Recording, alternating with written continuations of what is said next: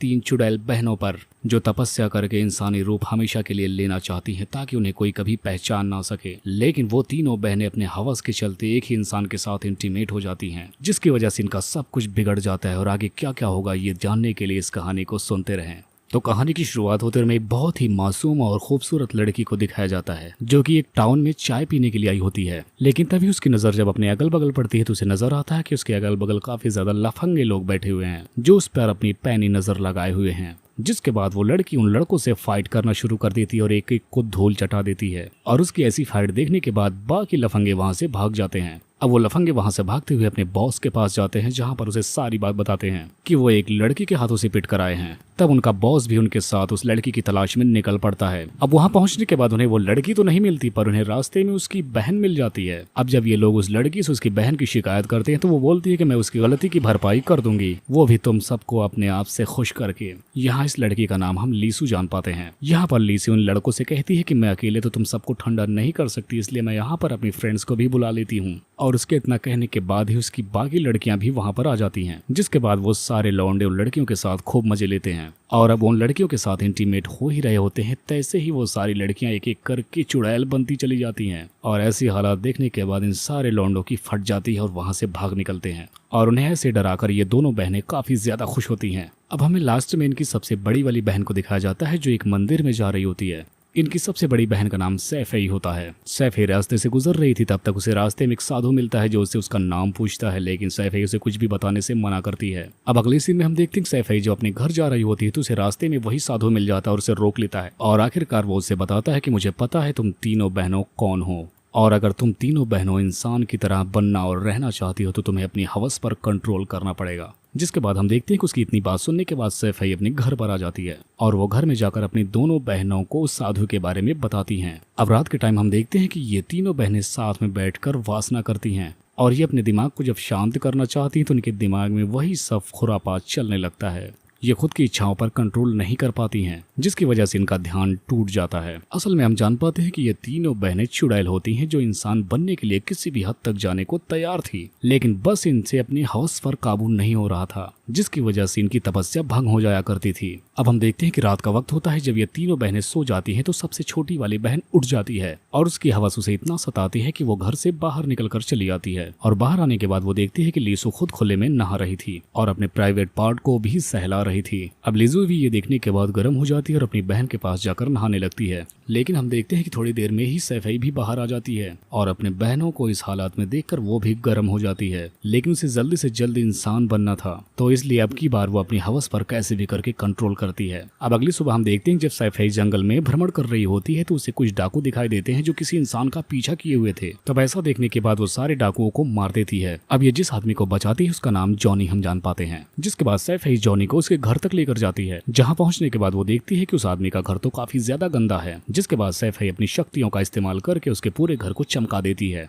और अब वो जॉनी से कहती है कि अब मैं यहीं पर कुछ टाइम के लिए रहूंगी और तुम्हारा ख्याल रखूंगी। पहले तो जॉनी मना करता है लेकिन फिर वो इस बात के लिए मान जाता है। जिसके बाद हम देखते हैं जब सैफई अपने घर पहुंचती है तो उसकी बहनें पूछती हैं कि अभी तक तुम कहाँ थी, तो वो अपनी बहनों को कुछ भी नहीं बताती और वो फिर से अगली सुबह तैयार होकर जॉनी के घर निकल जाती है। लेकिन अब की बार उसकी छोटी बहन को उस पर शक हो जाता है, जिसके बाद वो उसका पीछा करने लगती है। उसका पीछा करते हुए वो देखती है कि उसकी बड़ी बहन एक झोपड़ी के अंदर जाती है और थोड़ी देर बाद बाहर आ जाती है। अब वो ऐसा देखने के बाद खुद भी अब उस घर को चेक करने के लिए उसके अंदर जाती है और अंदर जाने के बाद वहाँ पर उसे जॉनी मिलता है। इस वक्त जॉनी नहा रहा होता है। जब वो बाहर आता है तो उसे देखकर वो बहुत गुस्सा करता है, जिसकी वजह से वो छोटी बहन रोती रोती अपने घर चली जाती है और वो अपनी बहनों को जाकर सब कुछ बताती है। उसकी बात सुनने के बाद लीसू को काफी ज्यादा गुस्सा आता है और वो फौरन अपनी तलवार उठाकर जॉनी के घर की तरफ निकल जाती है। अब वो सीधा जॉनी के पास पहुंचकर उसे मारने वाली थी, लेकिन तब तक जॉनी उसे बचते हुए उस पर गीला पानी डाल देता है और उसके ऊपर पानी भरने के बाद उसका बदन निखर जाता है, जिसे देखने के बाद जॉनी हिल जाता है। अब जॉनी ऐसा नजारा देखने के बाद वो उस पर टूट पड़ता है और उसे भरपूर रोमांस लेता है। हम तो जानते हैं कि लीसू पहले से ही हवस की प्यासी थी, इसलिए वो अपनी आग बुझाकर फौरन अपने घर आ जाती है। घर आने के बाद वो अपनी बहन से बोलती है कि मैंने उसे अधमरा करके छोड़ दिया। जिसके बाद अब वो जॉनी से माफी मांगने के लिए उसके घर पर जाती है और उसकी शरीर पर जख्मों को देखने के बाद उसे काफी बुरा लगता है, लेकिन वो तो बस उसके प्यार करने के जख्म थे। लेकिन अब उसकी छोटी बहन उससे माफी मांगने के लिए अपने बदन के सारे कपड़े उतार देती है और अब की बार वो भी उसके साथ इंटीमेट हो जाती है। अब एकदम छोटी वाली के जाने के बाद सबसे बड़ी वाली सैफई बहन वहाँ पर आती है। अब उसके घर में आने के बाद जब वो बिस्तर को ठीक कर रही थी तो वहाँ पर उससे अपनी बहन का हेयर पिन मिल जाता है। अब जॉनी पकड़े जाने के डर से झूठ बोलता है कि ये हेयर पिन मैं तुम्हारे लिए लेकर आया था, लेकिन सैफई गुस्से में आकर बोलती है कि नहीं, ये पिन मेरी बहन का है। अब जब जॉनी को लग जाता है कि उसकी हकीकत सबके सामने आ चुकी है, तब वो सैफई से माफी मांगता है और उसको सब कुछ सच सच बता देता है। अब सैफई कहती है कि मैं तुम्हें एक ही शर्त पर माफ करूंगी, अगर तुम मेरे साथ भी वैसा ही प्यार करो जैसा तुमने मेरी बहनों के साथ किया। और इतना कहते ही जॉनी इस पर बुरी तरीके से टूट पड़ता है। अब हम तीनों बहन को इकट्ठा देखते हैं। जब वो खाना खा रही होती हैं तो तीनों बहनें आपस में एक दूसरे को बता देती हैं कि जॉनी उन तीनों के मजे ले चुका है और ये सब बातें कर ही रही होती हैं। तब तक इनके घर पे जॉनी भी आ जाता है, जिसे देखने के बाद तीनों बहनें साथ में खुश होकर उसे गले से लगा लेती हैं।